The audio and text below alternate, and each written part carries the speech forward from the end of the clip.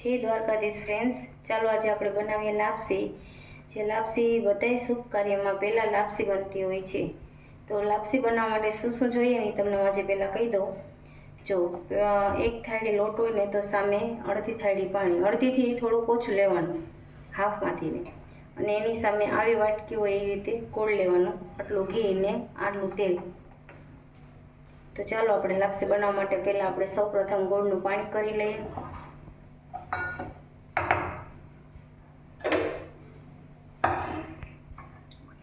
વાસણ તમારે હંમેશા ટીનનું કે એલ્યુમિનિયમનું હોય ને એ જ લેવાનું।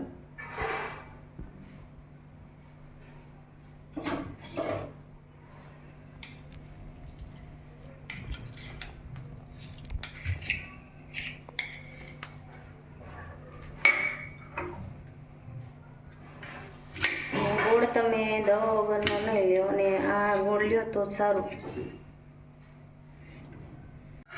જો આ રીતે ગોળનું પાણી થઈ ગયું છે, ચાલો આપણે હવે ગેસ ઉપર મૂકી દઈએ। ગેસ કરી પહેલાં ગોળનું પાણી ઉકાળવા માટે છે ને ગેસની તમારે ફૂલ જ રાખવાનું, એની હિસાબે ગોળનું પાણી સરસ ઉકળી જાય ત્યાં સુધીમાં આપણે લાપસીના લોટમાં મોણ દઈ દઈએ।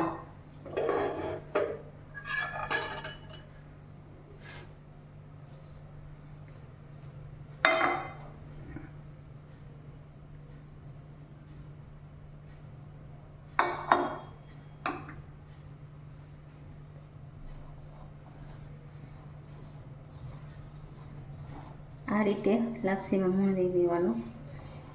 લાપસીમાં સરસ મોણ દીધેલું હોય ને એટલે તમારી લાપસી એકદમ છૂટી ને સરસ થાય, અને ના કંઈ ઝંઝટ રહે શેકવો લોટ ને। ઘણા લોકો એવી રીતે પણ કરતા હોય કે લોટ શેકીને એને, જો તમારે એકદમ લાપસી સરસ છૂટી બનાવવી હોય તો તમે આ રીતે કરજો, એટલે તમારી લાપસી એકદમ મસ્ત થશે।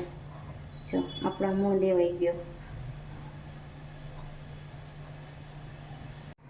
જો ફ્રેન્ડ્સ, આ જો આપણું પાણી ઉકળી ગયું છે સરસ, અને આ રીતે આપણે લોટમાં એમાં ઉમેરીશું।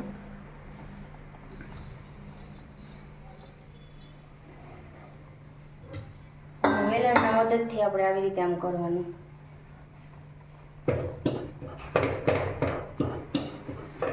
હવે એના ગેસની હાવ સ્લો કરી નાખવાની, ઢાંકણ ઢાંકી દઈએ થોડી વાર।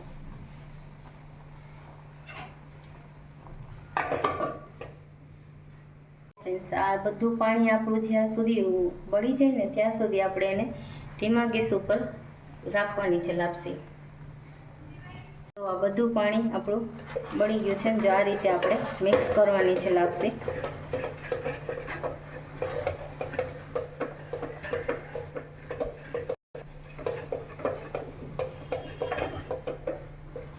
જો નીચે જરા પણ બેઠી નથી લાપસી આપણી, જો એકદમ છૂટી થશે આમાં। ધ્યાન આપણે એ રાખવાનું કે આપણી લાપસી નીચે બેસે નહીં।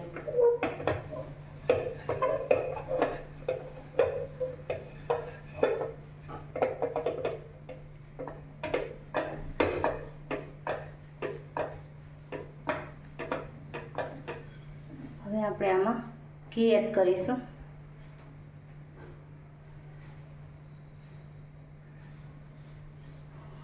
લગભગ 1-1.5 ચમચી જેટલું ઘી હશે।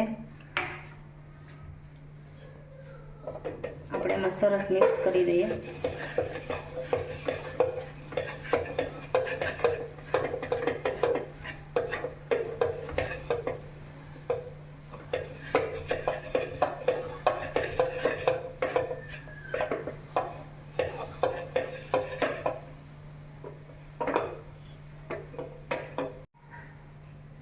જો આવી તાવડી ઉપર આપણે લાપસી થોડી વાર આપણે ગરમ મૂકી દઈશું, અને ગેસ સ્લો જ રાખવાનો, અને ઢાંકણ ઢાંકી દેવાનું। 2 મિનિટ આ રીતે રાખશો એટલે તમારી લાપસી એકદમ છૂટી થશે।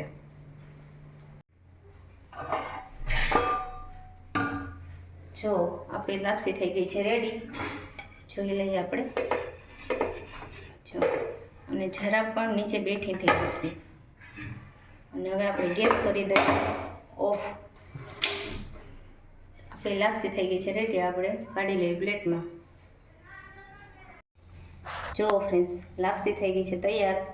તો કેવી લાગી મારી રેસીપી? અને મારી રેસીપી તમને આગળ આવી રીતે જ જોવા મળશે નવી. મારી રેસીપી જોવા માટે મારી ચેનલને સબસ્ક્રાઈબ કરજો અને લાઈક કરજો. જય દ્વારકાધીશ.